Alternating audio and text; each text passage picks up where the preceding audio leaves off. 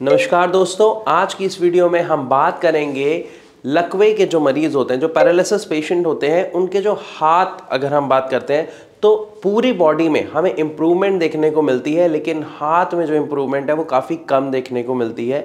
Even समय के साथ साथ भी उसमें जो इम्प्रूवमेंट रेशो है, जो रेट है, वो काफ़ी कम होता है। तो आज की इस वीडियो में हम स्पेशली खास तौर से बात करेंगे कि किस तरीके से हम एक पैरालिसिस पेशेंट के हाथ में डेवलपमेंट ला सकते हैं, उसमें जान ला सकते हैं और उसके हाथ की मूवमेंट के अंदर इम्प्रूवमेंट कर सकते हैं। लेकिन इन सबको समझने से पहले हमें एक बात समझनी पड़ेगी कि जो पैरालिसिस है वो समस्या किसकी है, हाथ या पैर की? नहीं, वो समस्या है दिमाग की। यानी जब किसी भी व्यक्ति को पैरालिसिस होता है तो उसके मुख्य तौर पर दो कारण देखे जाते हैं। पहला देखा जाता है कि दिमाग के किसी हिस्से में अगर खून का थक्का फंस जाता है, जिसके कारण से ब्लड फ्लो आगे नहीं होता है, तो दिमाग का वो वाला हिस्सा काम करना बंद कर देता है और पैरालिसिस का अटैक उस पेशेंट को आ जाता है। दूसरा कारण होता है स्ट्रोक यानी ब्रेन हैमरेज। दिमाग की किसी नस फटने से दिमाग के उस हिस्से में जब ब्लड चला जाता है तो वहाँ के जो न्यूरॉन्स होते हैं वो डेड हो जाते हैं, जिसकी वजह से पैरालिसिस का अटैक उस पेशेंट को आता है और उसे उसका सामना करना पड़ता है। तो ये तो अब तक बात हुई पैरालिसिस के कारण की, कि पैरालिसिस का कारण किस वजह से हुआ? दिमाग में आई समस्या की वजह से।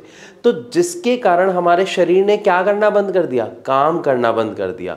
यानी अगर आप इसको थोड़ा सा समझें, हमारा दिमाग तो काम कर रहा है, लेकिन उसका वो जो एक हिस्सा था जिसको नुकसान पहुंचा है, वो अपना काम नहीं कर पा रहा, और वो काम नहीं कर पा रहा तो हमारे शरीर का आधा हिस्सा काम नहीं कर पाता है। क्योंकि दिमाग का काम क्या होता है? ऑर्डर देना। दिमाग ऑर्डर देता है तभी तो हमें पता चलता है हमें हाथ उठाना है, हमें मुंह चलाना है, हमें बैठना है। तो ये सारा जो कंट्रोल है किसका है? दिमाग का है। इट मीन्स दिमाग में जो नुकसान हुआ है, अब हमको बाकी बचे हुए दिमाग के हिस्से को ट्रेन करना है दोबारा, ताकि जो नुकसान हुआ यानी जो हमारा बॉडी का पार्ट है वो काम नहीं कर पा रहा, वो दोबारा काम करने लगे। इस पूरे ही प्रोसेस को कहा जाता है न्यूरोप्लास्टिसिटी। पहले 5 महीने, यानी जब किसी भी व्यक्ति को पैरालिसिस का अटैक आता है तो पहले 5 महीने में उसका ये जो न्यूरोप्लास्टिसिटी है ये नेचुरल होता है। उसके बाद उसके लिए उसे कई मेडिसिन का सहारा लेना पड़ता है।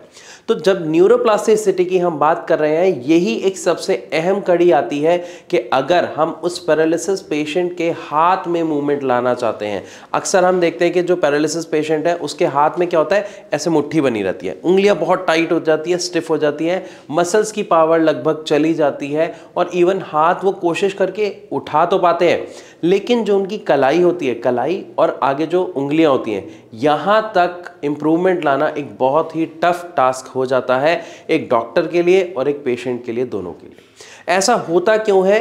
क्योंकि जो दवा एक पेशेंट खा रहा है, अगर वो एलोपैथिक है तो वहां पर एक पेशेंट ये नहीं देखता कि वो जो दवा है वो सिर्फ उसको पावर दे रही है, यानी वो विटामिन्स, न्यूट्रिएंट्स की दवा होती है। उसमें कोई भी ऐसी दवा नहीं है जो आपके न्यूरोप्लास्टिसिटी को बूस्ट करे, एनहांस करे या उसमें सपोर्ट करे।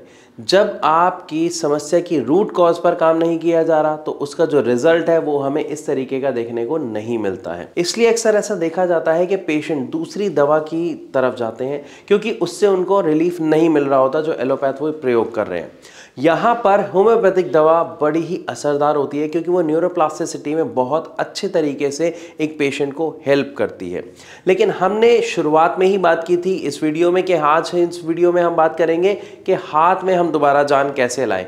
उसके लिए हम कुछ एक्सरसाइजेस के बारे में आज जानेंगे कि किस तरीके से हम पेशेंट को एक्सरसाइज कराएं ताकि उसके अंदर इंप्रूवमेंट हमें देखने को मिले। तो अगर हम बात करते हैं एक्सरसाइज की, तो सबसे पहली चीज हमें क्या देखनी है कि जो हाथ होता है एक पैरालिसिस पेशेंट का, वो स्टिफ होता है, यानी उंगलियां पूरे तरीके से टाइट होती हैं। अगर आप कहेंगे उस पेशेंट को उंगलियां खोले तो वो हिला भी नहीं पाता, खोलना तो बहुत दूर की बात है। तो यहां पर हमें सबसे पहले क्या करना है, उस पेशेंट को एक प्रोसेस बताना है, या आप ये कह लीजिए एक एक्सरसाइज बतानी है जो उससे रेगुलर करनी है, जितनी ज्यादा बार वो कर सके, और ये उन्हें खुद करनी है। देखिए कैसे, जो उनका हाथ है, वो जो पैरालिसिस पेशेंट है अपने ठीक हाथ से एक एक करके वो फिंगर को खोलेंगे। लेकिन प्रॉब्लम क्या आती है, जैसे ही एक फिंगर खोलेंगे तो फिर दूसरी बंद हो जाएगी, तीसरी खोलेंगे तो फिर पहले वाली बंद हो जाएंगी। तो यहाँ पर पेशेंट को क्या करना है, धीरे धीरे करके अपनी फिंगर्स को इस तरीके से खोलना है। और पेशेंट खोल भी पाते हैं। जैसे ही वो पेशेंट अपनी फिंगर खोलते हैं तो सामने आपके टेबल होनी चाहिए या स्टूल होना चाहिए या कोई भी एक सॉलिड सरफेस होना चाहिए जहाँ पे आप जो पेशेंट है वो अपना हाथ ऐसे रख देगा। अब जब पेशेंट अपना हाथ ऐसे रखेगा तो नेचुरली क्या होगा, वो हाथ दोबारा ऐसे मुड़ के बंद होना शुरू हो जाएगा। यही प्रोसेस उस पेशेंट को बार बार करना है, मतलब अपने हाथ को जितना बंद होने से वो पेशेंट रोक सके उतना रोकना है और धीरे धीरे दोबारा से बंद हो जाएगा वो हाथ। अगेन सेम प्रोसेस होगा, आप हाथ, वो जो पेशेंट है हाथ उठाएंगे अपना, वो दोबारा अपनी फिंगर्स खोलेंगे जो स्टिफ है, जो अकड़ी हुई है, जिसमें अब जान नहीं है इतनी, और उसके बाद उसको इसी हाथ की हेल्प से, क्योंकि अभी वो अपना हाथ मोड़ भी नहीं पाएंगे, उनको मोड़ना है। अब ये मान लीजिए सरफेस है, टेबल है, तो यहाँ पे हाथ रखना है प्लस अपना ये हाथ रख देना है, क्योंकि इस हाथ के सपोर्ट से अपने हाथ को दोबारा बंद होने से वो रोक पाएंगे। लेकिन धीरे धीरे, जब धीरे धीरे दोबारा हाथ बंद हो गया, अगेन प्रैक्टिस। इस तरीके से कम 10 से 12-15 बार उस पेशेंट को प्रैक्टिस करनी है, जब उन्हें वक्त मिले, जब भी वो बैठे हुए हैं, जब भी वो लेटे हुए हैं। अब इससे क्या होगा कि जब पेशेंट वो एक्सरसाइज करेंगे तो उनके बार बार इस एक्सरसाइज की वजह से दिमाग को, उनके न्यूरॉन्स को स्टिमुलेट होगा, मतलब एक ऑर्डर मिलेगा कि हमें क्या करना है, ये प्रोसेस करना है, अपने हाथ को बंद होने से रोकना है। और बार बार जब आप ये करेंगे तो हमारे दिमाग में क्या प्रोसेस चल रहा है, मैंने आपको बताया था, न्यूरोप्लास्टिसिटी, यानी दिमाग को दोबारा सिखाया जा रहा है हाथ को कैसे बंद करना है, कैसे खोलना है, कैसे आपको हाथ को होल्ड करना है। और अगर एक पेशेंट अपने दिमाग को दोबारा ये ट्रेनिंग दे पाता है तो वो न्यूरोप्लास्टिसिटी होगी, और उसके साथ साथ हमें रिजल्ट क्या देखने को मिलेगा कि उनके हाथ में जो होल्डिंग पावर है उसमें इंप्रूवमेंट आएगी।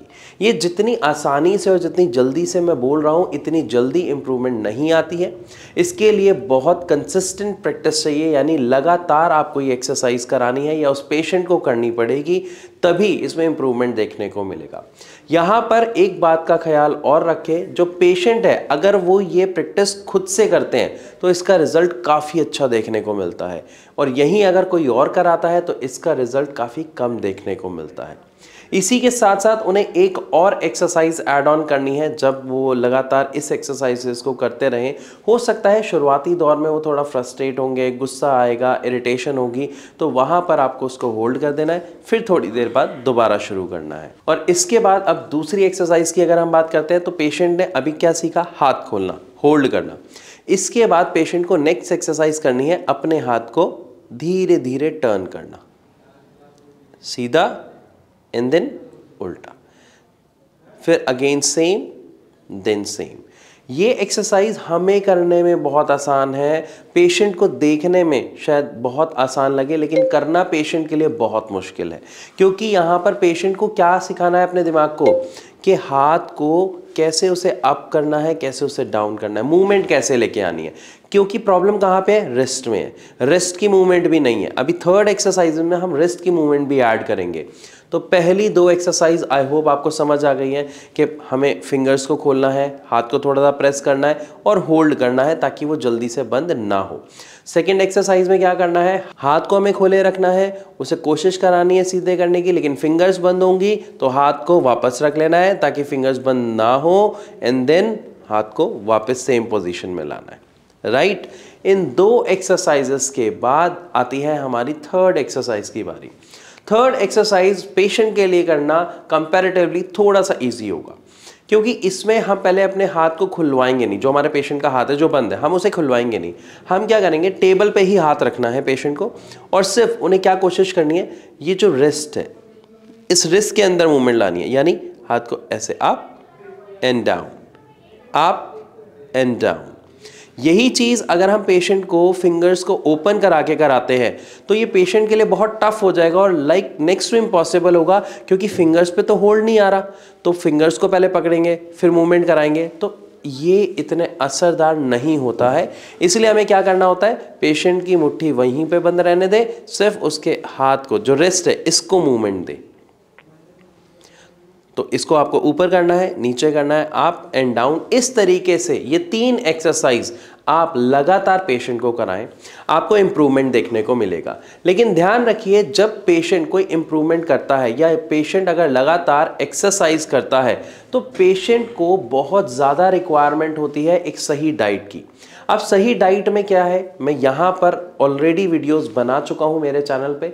अगर आपने नहीं देखी है तो आप मेरे चैनल पे विजिट करके वो देखिए। मैं शॉर्ट में यहाँ पर भी आपको बता देता हूँ कि जब हमारी बॉडी में एक्टिविटीज़ बढ़ती हैं तो स्पेशली एक पैरालिसिस पेशेंट की बॉडी में प्रोटीन की डिमांड बढ़ जाती है, क्योंकि मसल एक्टिविटी से क्या हो रही है, मसल अगेन ब्रेक हो रही है, तो उसको क्या करना पड़ेगा, बिल्ड करना पड़ेगा, जिसके लिए हमें क्या चाहिए, प्रोटीन चाहिए। लेकिन प्रोटीन का कौन सा सोर्स सही है एक पैरालिसिस पेशेंट के लिए जो वो इजीली डाइजेस्ट कर पाएगा, ये आपको डॉक्टर सही बता सकते हैं, क्योंकि वो पेशेंट की कंडीशन के अकॉर्डिंग उसकी डाइट फ्रेम करते हैं। इसके बारे में अधिक जानकारी के लिए आप नीचे दिए गए नंबर पर भारत होम्योपैथी के डॉक्टर्स को कॉल कर सकते हैं, उनसे एडवाइस ले सकते हैं, इवन उनसे अपॉइंटमेंट लेकर भी आप अपनी समस्या उनके साथ साझा कर सकते हैं। इसके अलावा अगर आपके मन में और कोई विचार है, कोई सवाल है जो आप पूछना चाहते हैं, तो आप कमेंट के माध्यम से भी हमसे पूछ सकते हैं। इसी के साथ मैं आशा करता हूं कि आपको पूरी वीडियो समझ आई होगी, अच्छी लगी होगी कि किस तरीके से एक पैरालिसिस पेशेंट अपने हाथ में रिकवरी ला सकता है। फिर भी कोई सवाल है तो आप हमसे ज़रूर पूछिए। इसी के साथ अब मैं आप सबसे चलने की इजाज़त चाहूँगा। मिलूंगा अपनी अगली वीडियो में, तब तक के लिए नमस्कार।